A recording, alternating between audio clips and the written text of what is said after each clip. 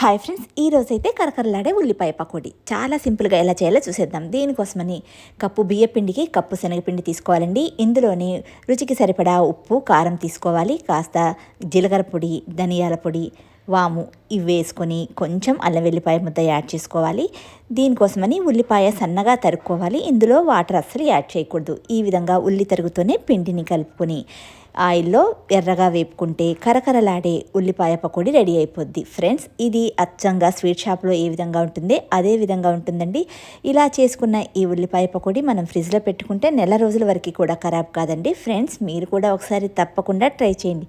Taste అయితే సూపర్గా ఉంటుందండి. మీకు నచ్చినట్టయితే కామెంట్ రూపంలో తెలియచేయండి.